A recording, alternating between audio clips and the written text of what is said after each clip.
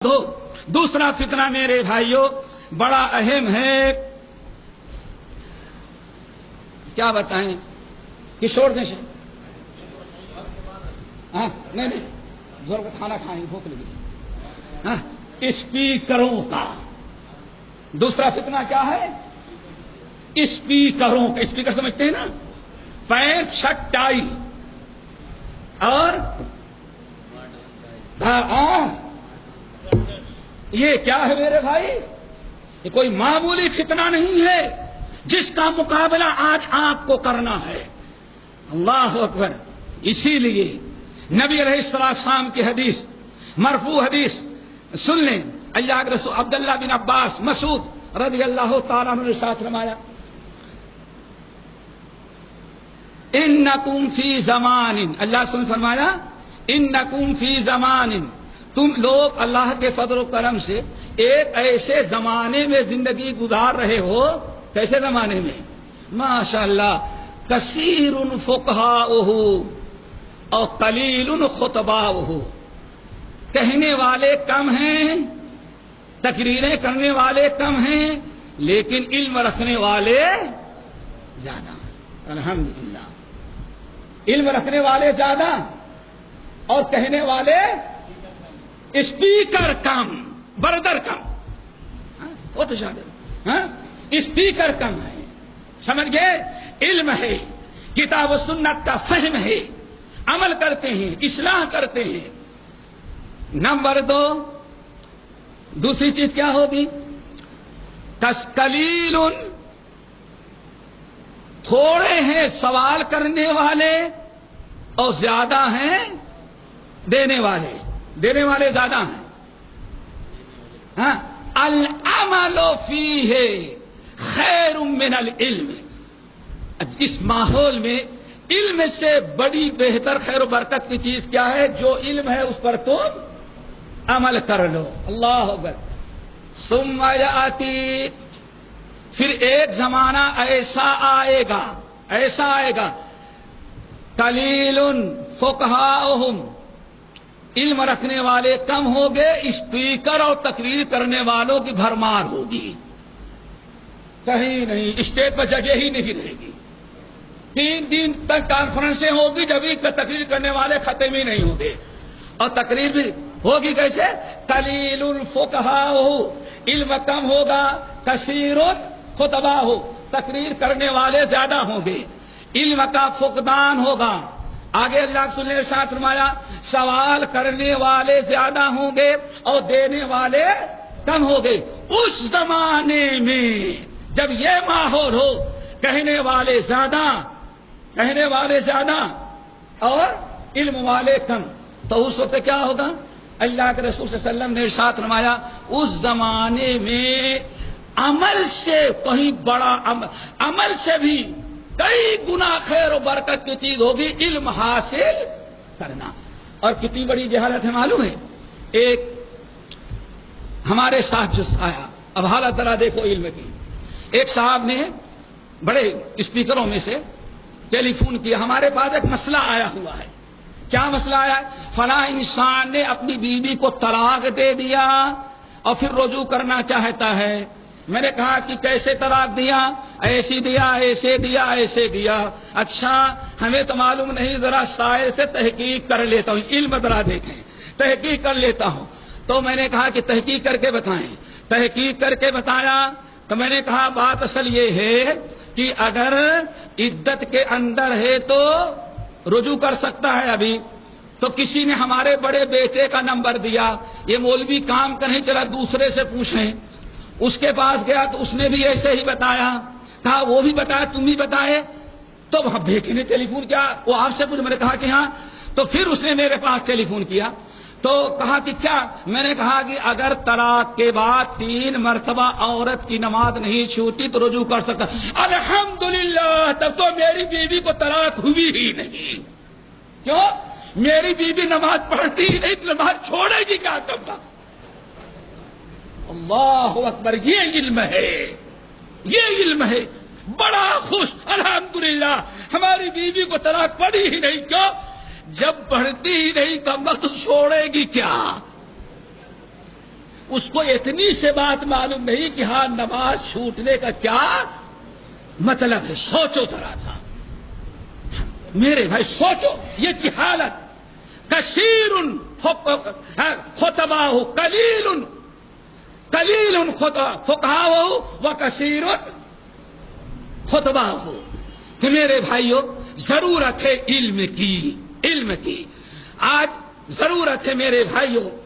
ابھی کل کی بات ہے، ایک صاحب آئے اور انہوں نے صرف 2 دن کا دعوت، 2 دن کی ٹریننگ. کتنے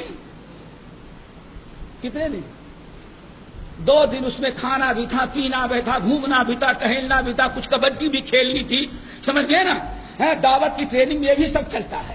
سب کچھ کیے تو دوسرے دن سرٹیفکیٹ دے دی، اب تم دائی بن گئے. سب 1 درجن دائی ماشاءاللہ 2.5 دن میں پیدا کر دیا. 1.5 دن میں جہاں یو پی میں ان چیزوں کا نام نشان نہیں تھا، آج وہ فتنے سے اس لپیٹ میں آ گئے. 2 دن میں یہ تو 10 سال تقریر کریں، علم حاصل کریں، 15 سال یہ کریں، 25 سال وہ کریں. جب بھی تقریر کرنی ہو تو سوچتے ہیں ذرا تو تیاری کر لیں، دیکھ لیں اس کے بعد. اور ماشاءاللہ پتہ نہیں، یہ تو ایسے ہی جیسے کہا جاتا ہے آج دنیا کے سب سے بڑی دعوت و تبلیغ کے سب سے بڑے امیر کے بارے میں آیا. ان کا مرید جب اہل حدیث ہو گیا اللہ کے فضل و کرم سے، تو اس نے میں نے پوچھا کیوں اہل حدیث ہوئے؟ کہا بات اصل یہ ہے میں اتنی خدمت کرتا رہا، حضرت آئے تو میں ہی پیر دباؤں، میں ہی خدمت کروں، میں ہی بستر لگاؤں، حمام پہلے میں صاف کروں پھر وہ حمام کے لیے جائے، ہم کو حمام 2 مرتبہ صاف کرنا پڑے، ایک اپنے لیے اس کے لیے کرنا پڑے. میں نے تو کہا کیا ہوا؟ کہا کہ سمجھ میں نہیں آیا کہ یہاں سے فارغ ہے کہیں سے نہیں، کہاں سے پڑھا کہیں سے نہیں. کہا کہ ایک دن گشت میں نکلے ماشاءاللہ، ایک آدمی کو دروازے کو کھٹکھٹانا، طاقتور انسان نکلا. کہا کیا بات ہے؟ کہا ذرا مسجد میں آ جائے گا، دین کی بات ہوگی. اس نے ایسا تھپڑ کھینچ کر کے مارا اس گال پر کہ پورے 30 پارے کے قرآن کا علم ہو گیا. وہ پتہ نہیں وہ تھپڑ کون سا پاورفل تھا. ظالم کے تھپڑ سے کتاب اللہ کا علم ہو رہا ہے. تو ان حضرت جی نے سوچا بڑا کام کا تھپڑ ہے، بڑا پاورفل تھپڑ. کہا بیٹے کس پر بھی مار دو. اس نے مارا کھینچ کر کے، تو پھر اللہ کے رسول کی ساری حدیثوں کا علم آ گیا. یہ ہے ہمارے ہاں دائیوں کا معیار. تھپڑ کھانے کے بعد بھی عالم بن جا رہا ہے.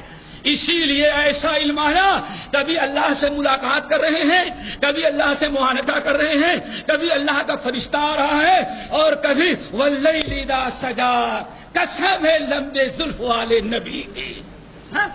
یہ ساری چیزیں ٹکرتا ہے انسان. یہ جو نکلے ہیں لوگ میرے بھائیوں، اچھی طرح سے ہمیں یاد ہے ہم سے ٹیلی فون کیا جا رہا ہے، آج ہم نے رمضان کا روزہ نہیں رکھا ہے، فرض روزہ ہے، رمضان کا روزہ ہے. امام شافعی جو کہا کرتے تھے بغیر علم کے کتاب سے، صرف کتاب سے علم حاصل کرے گا، بغیر علماء سے اور داعی بنے گا تو اپنے علم سے امت کو برباد زیادہ کرے گا، فائدہ کم پہنچائے گا. میرے بھائیوں اس فتنے کو آج کتاب و سنت کی رکاوٹ میں یہ فتنہ جو آ رہا ہے اس کا سدبھاب ان کو نصیحت کی جائے، ان کو سمجھایا جائے اور انہیں بتایا جائے، علم کی رغبت دلائی جائے. بغیر علم کے دعوت کا کام ناممکنات میں سے ہے. تو ہم سے ٹیلی فون کیا، آج 26 رمضان ہے اور کل 27 ہے اور میں روزہ نہیں رکھ سکتی. داعیہ ہیں. کیوں بھائی؟ اصل میں کل مجھے 1 گھنٹے کا لیکچر دینا ہے شب قدر پر، اسی لیے میں آج روزہ چھوڑ دیا ہوں، بعد میں قضا کروں گی. اللہ کی قسم کھا کے کہتا ہوں. میں نے کہا اللہ کے بندے آج جمعے کا دن ہے، 5 گھنٹہ میں نے روزہ رکھ کر کے درس دیا ہے اور 300 کلومیٹر کا سفر کیا ہے. داعی بغیر علم کے اگر دعوت دے گا تو رمضان کا روزہ بھی تقریر کرنے کے لیے چھوڑ دے رہا ہے. یہ فتنے ہیں، علم کی ضرورت ہے. اللہ کے رسول نے اسی لیے ہمیں رغبت دلائی، اے لوگو قل ھذہ سبیلی ادعو الی اللہ علی بصیرۃ انا ومن اتبعنی. بہرحال ٹائم ختم ہو رہا ہے. اور تیسرا فتنہ میرے بھائیوں اور ہے کیا؟ ختم کر دیں.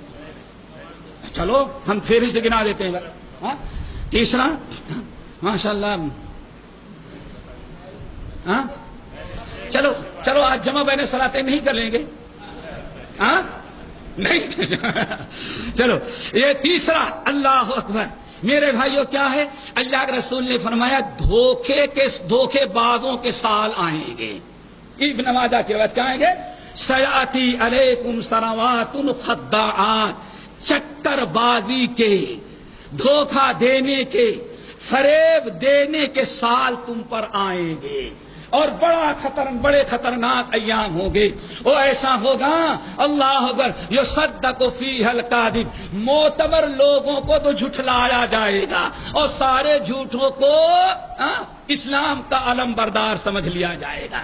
یہ تک مولوی صاحب اگر حدیث بتائیں گے، نہیں بتاؤ ہم ریسرچ کر لیں گے. حدیث نمبر بخاری کی بتائیں، ہم خود ریسرچ کر لیں گے. اور اگر کوئی ایک جاہل بتائے گا، نہیں اسکالر نے بتایا، اس نے ریسرچ کرنے کے بعد بتایا.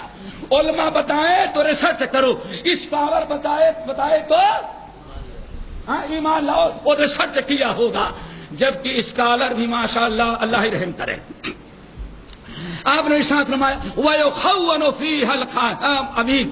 امانت داروں پر بھروسہ نہ کیا جائے، اور جتنے خائن چور ہوں علم کے، مال کے، حکومت کے، سارے خائنوں چوروں پر بھروسہ کیا جائے. اور ماشاءاللہ وَيَتَكَلَّمُ فِيهَا الرُّوَيْبَدَةُ. اور اس وقت اس منبر پر کھڑا ہو جائے گا رویبدہ.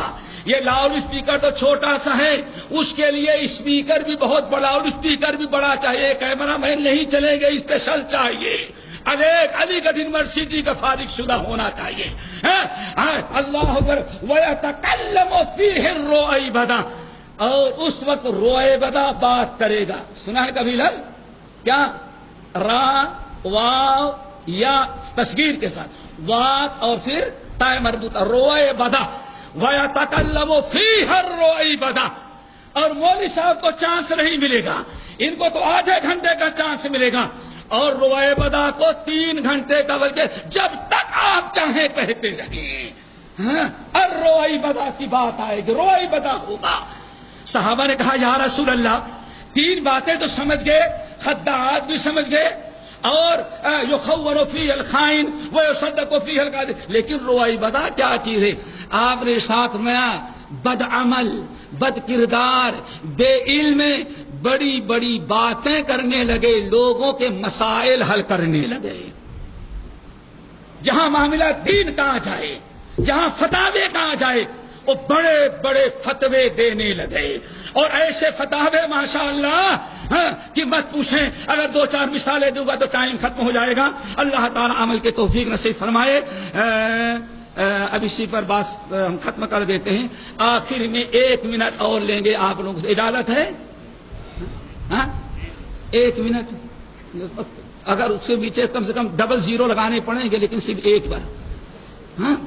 میرے بھائیوں، سارے فتنوں کا علاج کیا ہے؟ ائمہ کی ذمہ داری تو ہی ہے. سب سے بڑا فتنہ آج جو ہمارے ہاں علماء سے رابطے کو توڑ لینا، سب سے بڑا فتنہ.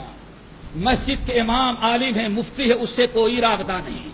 الحمدللہ یہاں مفتی ہے، مفتی سے کوئی ضرورت نہیں. میرے بھائی علماء سے روابط توڑ لینا یہ تباہی اور بربادی کا سبب ہے. اللہ کے رسول نے ارشاد فرمایا لا یزال الناس بخیر.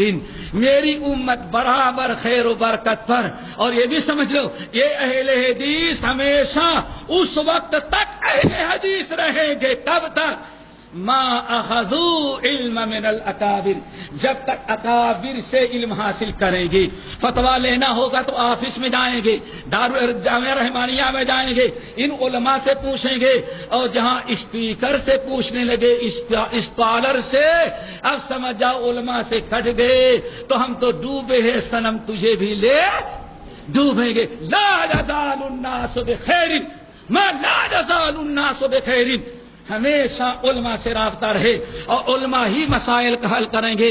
اور شاید میں نے کبھی بتایا ہو، جب جب پوری دنیا کے اندر پورے دنیا کے اندر شرک و بدعات پھیلا ہوا تھا، بڑی مشکلات تھی، اس وقت بھی سارے فتنوں کا مقابلہ علماء نے کیا ہے، اور قیامت تک انہی علماء ہی کو اللہ تعالیٰ نے کتاب و سنت اور دین کی حفاظت کے لیے مقرر کیا ہے۔ ان کا دامن چھوڑ دینے کے بعد آدمی کبھی نہ تو دین کا کام کر سکتا ہے اور نہ کبھی فتنے سے امت کو بچا سکتا ہے۔ اللہ تعالیٰ عمل کے توفیق نصیب فرمائے۔ اقول قولی ھذا واستغفر اللہ من کل ذنب واتوب الیہ۔